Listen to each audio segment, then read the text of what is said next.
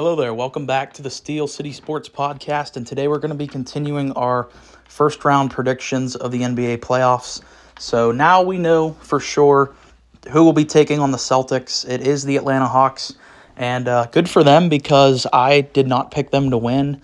I didn't even have them getting in as the 8th seed in my prediction. I had Toronto actually being the 8th seed. Obviously that did not work out. The Bulls won that. I think Atlanta has been one of the most disappointing teams of this entire season. You look back at what they did 2 years ago. They got all the way to the Eastern Conference Finals.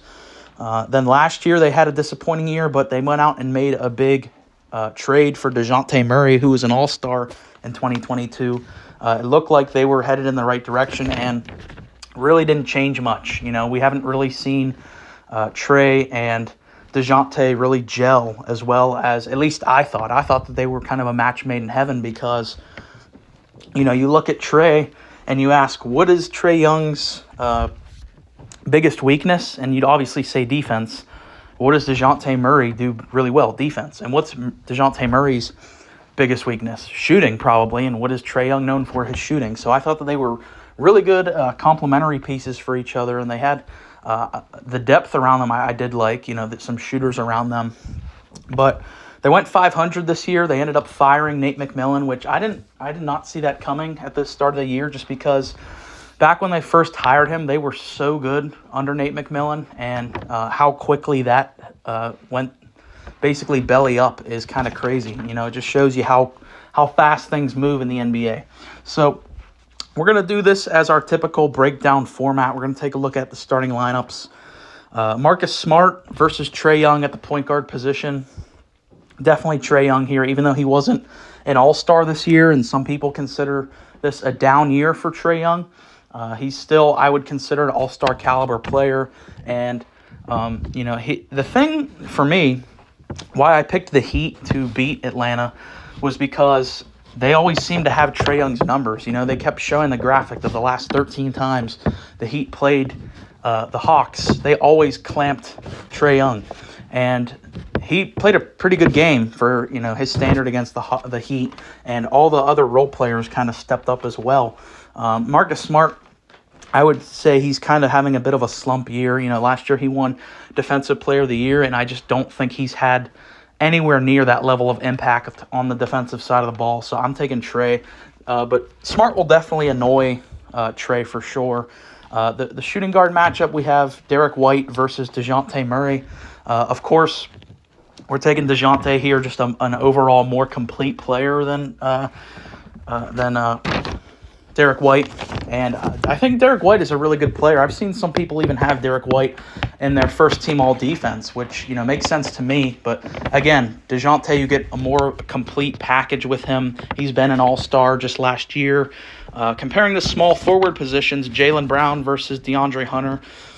As much as I love DeAndre Hunter, he's one of my favorite role players in the league. Jaylen Brown, of course, is, you know, I believe, he was an all-star this past year. We all know Jaylen Brown is, you know, probably a top 20 player in the NBA. He's incredible. He, of course, wins that matchup. Then the power forward position, Jason Tatum versus John Collins. This isn't even close. Jason Tatum is a top 10 player in the NBA. Wherever you rank him on that list, I think most would agree with that statement. And number 5, the center position, Al Horford versus Clint Capella. I think you could go either way on this one. I ultimately went with Clint Capella just because I like the defense he provides, and obviously I just think he's a little more fresh than Al Horford did. Al Horford's like 4,000 years old, and I don't know. I just think Capella's a little more trustworthy at this point in their careers. So next we're going to compare the benches. Brogdon, Pritchard, Grant Williams, and Robert Williams for the Celtics bench. Really good. One of the best benches in the NBA, I would say. I love the Celtics' depth. And for Atlanta, their bench is nothing to scoff at. They got Bogdanovic, Sadiq Bey, Jalen Johnson, A.J. Griffin, and, of course, Onyeka Okongwu. Really good, I would say, bench, but Celtics, I'm going to go with their bench here. I just like the defensive versatility, particularly between both the Williamses. And, of course, Brogdon is good enough to start on over half the teams in the NBA. So He's a really good player to have as, like your floor leader for your bench. Next, we look at the coaches, Quinn Snyder versus Joe Mazzulla. And just for the fact that Joe Mazzulla's been with his team longer, I'm going to go with him in this matchup. Quinn Snyder, I think like only a month or maybe a little over that, Quinn Snyder got the job in Atlanta. So he's obviously kind of trying to build his system on the fly. I think maybe they'll be better next year because of that. Obviously, they'll have an off season with Quinn Snyder. He'll be a little more integrated. Whereas Joe Mazzulla, you got to give him a lot of credit. Coming in as a rookie head coach and didn't miss a beat from last year. Them losing Ime Udoka and going right into Joe Mazzulla, and he, like I said, didn't miss a beat. They won 57 games this year to Atlanta's 500, like I said. And looking at their last 10, Boston is 8-2, and Atlanta is 500. Kind of ironic that their last 10, they're 500 because their overall record is 500. So everything about Atlanta screams mediocrity to me. And I think a lot of that has to do with just their defense wasn't really that good this year, which doesn't make too much sense for me because they have good defensive pieces on this team, like DeJounte Murray, DeAndre Hunter, Clint Capella, Onyeka Okongwu. These are all guys that you think of as really good defenders, and they're still just not a good defensive team, whereas Boston, of course, one of the best defensive teams in the entire league. So my overall prediction for this series, ultimately, of course, going with Boston here. I expect them to make pretty quick work of Atlanta. I do like Atlanta. I think I like them more than they are in reality because I still kind of just think back to that team that made that Eastern Conference run 2 years ago.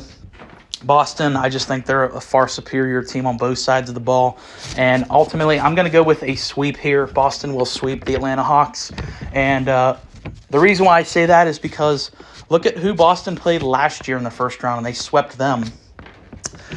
Katie and Kyrie were on that team. You can say all you want about how bad Brooklyn's chemistry was last year. It's still Katie and Kyrie, and they couldn't even get a game off this Celtics team. And I would say this rendition of the Celtics is better because Robert Williams is a lot more healthy, of course, and Brogdon's there now. So I would say this is a better rendition of that Celtics team, and the other side doesn't have Katie and Kyrie on the team. So for that reason, I'm going to say they continue from last year and sweep in the first round. And this gives Atlanta kind of a wake-up check. Hopefully, like I said, next year they're better under Quinn Snyder. But that's going to do it for my Celtics versus Hawks breakdown and predictions. If you made it this far, please leave a comment, like, and subscribe. Thanks.